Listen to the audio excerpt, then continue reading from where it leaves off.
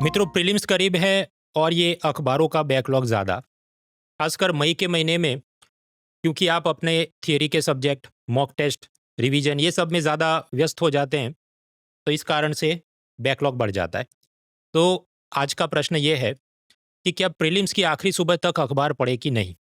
देखिए, मैं अगर आदर्शवाद की पीपूड़ी बजाने बैठूँ, तो हाँ, पढ़ना चाहिए, क्योंकि मेंस, ऐसे, एथिक्स या उस दिन का कुछ स्पेसिफिक जो पहले से चल रहा था आपको पूछ लिया जाए, तो सब में मदद करता है, इसलिए प्रीलिम की सुबह तक भी अखबार तो पढ़ना चाहिए। लेकिन ये प्रैक्टिकल बात नहीं हो पाएगी बहुत सारे लोगों के लिए, क्योंकि हमारा बाकी सब्जेक्ट का रिवीजन का ही बहुत ज़्यादा बैकलॉग होता है। ज़्यादातर विद्यार्थी अखबार कम पढ़ते हैं और मंथली करंट अफेयर्स पीडीएफ ज़्यादा देखते हैं, लेकिन उसमें भी मई के महीने में तकलीफ है, क्योंकि मई महीने का पीडीएफ फाइल जून में आएगा और आपकी एग्ज़ाम तो 25 मई को है, तो इस महीने जो छूट गया, उसका क्या करें? अखबारों से देखें क्या होना चाहिए। मैं आपको यस, नो, डबल डोल की टाइप डिप्लोमेटिक जवाब नहीं दूँगा। मैंने एक स्पेसिफिक मैट्रिक्स बनाई है, जो आपके स्क्रीन पर है। अब ये मैट्रिक्स ऐसी क्यों है, बाकी के वीडियो में हम समझते हैं। मित्रों, जब भी यूपीएससी प्रीलिम्स में ये जीएस के 100 सवाल आते हैं, तो लोग उसका क्लासिफिकेशन करेंगे। अब ज़्यादातर लोग करते हैं कि थियरी में इतना पूछा, करंट में इतना पूछा। मैं इसको ब्लैक एंड व्हाइट में नहीं देखता, मैं इसको 3 कलर में देखता हूँ। थियरी का कितना पूछा, 2 साल या उससे पुराना कितना करंट पूछा और अभी 1 साल पुराना करंट कितना पूछा। ऐसा क्यों? क्योंकि समझिए, थियरी या 2 साल या उससे पुराना जो करंट है, तो ज़्यादा संभावना इस बात की है कि वो किताबों में, पीडीएफ में, अलग-अलग कोचिंग कोर्सेज़ में कवर हो गया होगा। तो भले आप डेली न्यूज़पेपर ना पढ़ पाए हों या किसी एक दिन का न्यूज़पेपर आपका छूट गया हो और नसीब की बात हो कि उसी में से सवाल निकला हो, फिर भी वो चीज़ें एक तरफ रखते हुए ये जो बाकी चीज़ें थी, वहाँ से आप कुछ सँभाल पाएँ। इसलिए मैं 3 कलर में डिवाइड करता हूँ। अब इस प्रकार से एक पाई चार्ट बनाएँ हम लोग, तो 2024 प्रीलिम में जीएस के 100 में से 65 क्वेश्चन थियरी के थे। 25 सवाल 2 साल या उससे पुराना करंट अफेयर्स था। अब आप सोचिए कि थियरी और ऐसा 2 साल और उससे पुराना करंट अफेयर्स, इसी को आप मिला दो तो करीब 90 क्वेश्चन तो इधर से ही हो गए। और हर एक क्वेश्चन के 2 मार्क है, तो 180 मार्क्स का तो यही सब है और कट ऑफ था जनरल का 87, 88। तो ज़्यादातर आप यहाँ से खींच सकते हैं। जो 1 साल के भीतर करंट अफेयर्स था, उसमें से केवल 10 सवाल थे और यहाँ पर भी किसी एक महीने में 0 से लेके मैक्सिमम 2 से ज़्यादा सवाल नहीं थे। मतलब आप सोचिए, फ़रवरी में बजट आया, तो ऐसा नहीं कि फ़रवरी महीने से 25 सवाल करंट अफेयर्स के पूछे। यूजुअली किसी भी एक महीने से 2 से ज़्यादा सवाल वो करंट अफेयर्स के पूछते नहीं। अब यहाँ मैंने जैसे ही बोला, तो यूपीएससी के कुछ ब्लॉगर्स अपवाद साबित करना शुरू कर देंगे। वो सब समझिए श्रद्धा और एक्सेल जगलिंग की बात है। फॉर एग्ज़ाम्पल, 2024 में पूछा, चीफ ऑफ डिफेंस स्टाफ की क्या ज़िम्मेदारियाँ होती हैं? तो क्या ये थियरी का सवाल है कि करंट अफेयर्स का सवाल है? मैं कहता हूँ थियरी का सवाल है, क्योंकि सरकार की इंडिया ईयरबुक में ये सब बातें लिखी होंगी। लेकिन करंट अफेयर्स वाले बोलेंगे नहीं, नहीं, पिछले 1 साल में ये जो नए सीडीएस की नियुक्ति हुई थी, इसलिए ये करंट अफेयर्स का सवाल है, क्योंकि वहाँ से यूपीएससी ने पूछा होगा। भाई, यूपीएससी प्रोफेसर ऐसा लेके नहीं बैठता, वो इंडिया ईयरबुक पहले उठाएगा और उसमें से देखेगा क्या पूछने लायक है। तो मैं इसे क्लासिफाई करूँगा थियरी में, क्योंकि मुझे करंट अफेयर्स का कोर्स बेचना नहीं है। दूसरा, ये प्रश्न आप देखिए कि इनमें से कितने 5th जनरेशन फाइटर एयरक्राफ्ट्स हैं 2024 प्रीलिम में। तो क्या ये 1 साल पुराना करंट है, 2 साल पुराना है थियरी का? अगेन डिपेंड करता है कि मुझे क्या नैरेटिव बनाना है। तीसरा, ये radio isotope thermo electric generators आपके थियरी जैसा लगता है, लेकिन मैं इसे क्लासिफाई करता हूँ 1 साल पुराना करंट अफेयर्स, क्योंकि 2024 में पूछा और 2023 में द हिंदू में पहली बार मैंने ये पूरी चीज़ और कंसेप्ट के बारे में देखा था। पंप्ड स्टोरेज हाइड्रो पावर आपके थियरी लगता है, मैं इसको 1 साल पुराना करंट अफेयर्स गिनता हूँ, क्योंकि 2024 में पूछा और 2023 में मैंने ये कहीं इंडियन एक्सप्रेस या कोई करंट अफेयर्स पीडीएफ फाइल में देखा था। तो माय पॉइंट इज़, डिपेंड करना है कि एक्सेल फाइल कौन बना रहा है और वो कैसे इसका जगलिंग कर रहा है। तो जो मैं एक्सेल फाइल बना रहा हूँ, मेरा क्लासिफिकेशन कुछ इस तरह से है कि पिछले 1 साल के 10 सवाल थे और बाकी सब 90 सवाल ऐसे थे, या तो थियरी या 2 साल या उससे पुराना करंट अफेयर्स था। हालाँकि इसका मतलब ये भी नहीं है कि कुछ भी अखबार पढ़ना नहीं चाहिए।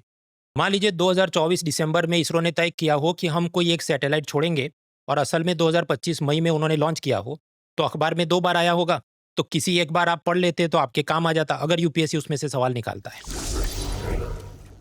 लेकिन इसको सोचते हुए भी मई के महीने में मान लीजिए आपने 25 तारीख को परीक्षा है और आप पूरे महीने का कुछ अखबार नहीं पढ़ पाए, तो मैक्सिमम रिस्क कितना है? 2 सवाल का, 1 सवाल का, 0 सवाल का, मैक्सिमम मुझे लगता है 1 सवाल का रिस्क है। उसका कारण कि 10 लाख लोगों ने जो अर्जी करी उसके लिए क्वेश्चन पेपर छापने हैं, अलग-अलग एग्जाम सेंटर्स तक पहुंचाने हैं, तो ये पूरी supply chain management, logistic management में ही, और उसके पीछे ये क्वेश्चन पेपर है, उसको सेट करना है, उसका प्रूफ रीडिंग करना है।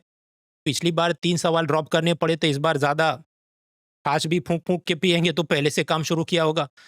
तो शायद 25 को एग्ज़ाम है तो उसके 15 दिन पहले से ये पूरी प्रोसेस शुरू हो गई होगी, तो क्वेश्चन पेपर फाइनलाइज़ कर दिया होना चाहिए।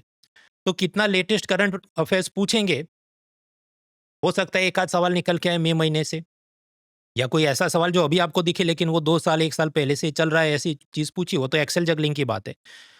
तो आई थिंक मैक्सिमम 1 सवाल का रिस्क है।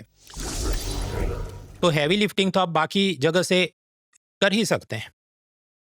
तो इसलिए मैंने जो मैट्रिक्स बनाई उसमें सबसे पहला जो कॉलम है कि जो फर्स्ट टाइम यूपीएससी प्रीलिम दे रहा है या ऐसा रिपीटर जिसके पिछली एग्जाम में 50 से भी कम मार्क्स आ रहे थे, तो क्या उसने एग्जाम की आखिरी सुबह तक ये करंट अफेयर्स और न्यूज़पेपर की हाई हाई करनी चाहिए? My answer is no. उन्होंने कोर सब्जेक्ट की थियरी, 2 साल पुराने जो भी इश्यूज हैं जो आपको अलग अलग पीडीएफ बुक्स कोर्सेज में पढ़ाए गए हों, उस पर ध्यान देना चाहिए।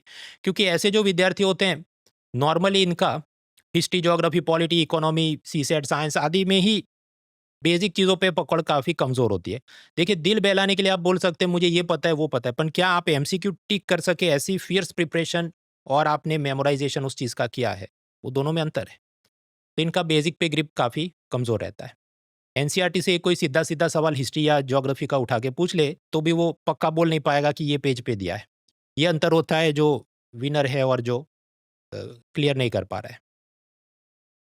खैर, मित्रों, आजकल जैसे-जैसे एग्ज़ाम करीब आएगी, तो ये जो यूपीएससी के व्लॉगर्स हैं, वो व्लॉगर्स नहीं, एस्ट्रोलॉजर बन जाते हैं। भविष्यवेत्ता की इस बार 100 मोस्ट इम्पोर्टेंट टॉपिक ये रहेंगे। और मैं देखता हूँ कुछ टाइम से इन लोगों ने एक नया पीआर टूल किट चालू किया है कि इस बार बहुत ज़्यादा करंट अफेयर्स के प्रश्न आएँगे। बहुत ज़्यादा किधर से आए? तंबूर एक-एक 10 सवाल ही तो हैं, उससे ज़्यादा क्या है? बट अगेन ये डिपेंड करता है एक्सेल जगलिंग करके आपको क्या पीआर नैरेटिव बनाना है। तो ये जो भविष्यवेत्ता ऐसा बोल रहे हैं कि इस बार बहुत करंट अफेयर्स आएगा, तो आप लॉजिकली बात सोचो कि मान लीजिए यूपीएससी ये तय करे कि 100 के 100 क्वेश्चन सिर्फ करंट अफेयर्स के पूछने और इतने टफ पूछने, कोई पास नहीं होना चाहिए। तो फिर आप सोचिए कि जो ब्लाइंड, विजुअली हैंडीकैप, पीएच कोटे के अंदर सीट भरनी है, वो सीटें खाली रहने का डर रहेगा। तो यूपीएससी वो चाहेगी नहीं, वरना फिर संसद मीडिया की नज़र में और आ जाए। एक तो ऑलरेडी नज़र में है ही ये सब, पूजा खेड़कर से लेके बाकी चीज़ों में। उसी प्रकार छोटे गांव शहर के जो गरीब विद्यार्थी हैं, कमज़ोर वर्ग के विद्यार्थी हैं, उनको भी दिक्कत आ जाए। इसलिए हमेशा आप पाते हैं कि कुछ तो सवाल वो सीधे एनसीईआरटी से क्यों उठाती है। नहीं, मतलब यूपीएससी और आईएएस का मतलब एक कोई सुपर इंटेलिजेंट आइंस्टाइन को रिक्रूट करना है, तो इनको एनसीईआरटी का बेसिक कुछ पूछना नहीं चाहिए, लेकिन फिर भी पूछ रहे हैं।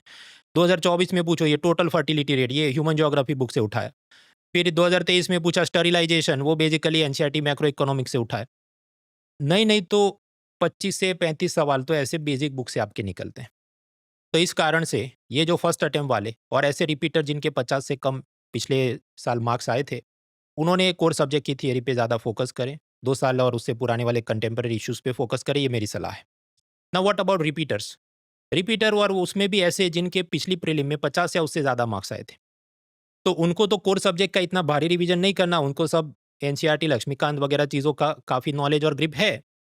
तो वो चाहे तो आखिरी सुबह तक भी अखबार पढ़ सकते हैं, उसमें से ये इसरो का दिसंबर का अभी आया हो और कुछ निकल जाए उनका, क्योंकि उनको तो पॉलिश मारनी है, तो they can spare more time. तो हाँ, उनको देखना चाहिए, अखबार भी देखना चाहिए, सुबह तक का देखना चाहिए, कर सकते हैं। तो प्रीलिम के लिए मेरा ये जवाब है। अब मेंस के लिए जवाब थोड़ा अलग है। क्या मेंस एग्जाम की सुबह तक भी हमें अखबार पढ़ना चाहिए? 2009 का निबंध का पेपर, उन्होंने पूछा, are we a soft state? मतलब क्या आतंकवाद के खिलाफ हम एक नरम देश है? इज़राइल तो ऐसा है, आप जानते हैं, वो कहीं पे भी जाके उसे खत्म कर देगा। भारत पहले ऐसा नहीं करता था। तो इस पर वो उस ज़माने में कुछ डिबेट और आतंकी हमले हुए होंगे। तो इंडियन एक्सप्रेस में ये निबंध पूछा, उसके कुछ समय पहले ये कॉलम सीधा-सीधा आया था। तो हाँ, मेंस के अंदर तो रोज़ आप अखबार पढ़ें, कुछ ना कुछ आपको सीधा मिल जाए। कुछ बार कॉलम्स में आपने जो पढ़ा उसे इनडायरेक्टली आप एथिक्स, निबंध, international relation, poverty removal, governance, social issues, society, बहुत सारी जगह पर रिसाइकल कर सकते हैं सीधे एग्जाम्पल या केस स्टडी के रूप में। तो हाँ, मेंस में तो चाहे फर्स्ट अटेम्प्ट पे रिपीटर है, जो जितने मार्क आ रहे हैं, कम से कम GS4 यानी एथिक्स का पेपर खत्म नहीं होता तब तक तो आपने देखना चाहिए। और अगर आपका political science, sociology, public administration जैसा कोई विषय है जिसमें और करंट के ऐसे एग्जाम्पल आप कोट कर सकते हैं, तो आपने तो वो ऑप्शनल पेपर का भी खत्म नहीं हो जाता तब तक अखबार रोज पढ़ने चाहिए, थोड़ा टाइम स्पेंड करना चाहिए। इसके अलावा अखबारों का एक और उपयोग है कि आपकी ग्रामर, वोकेबुलरी, निबंध, एथिक्स सब में मदद करता है। हिंदी माध्यम के विद्यार्थी कहेंगे भाई ये सब बराबर है, लेकिन एक तो हिंदी अखबार में इतना सब आता नहीं, नेशनल इंटरनेशनल इश्यूज, और द हिंदू हम या तो अफोर्ड नहीं कर सकते या तो हमारे चाहे राज्य में टाइम पे नहीं आता, दूसरे दिन आता और बहुत ज़्यादा पैसे मांगते हैं।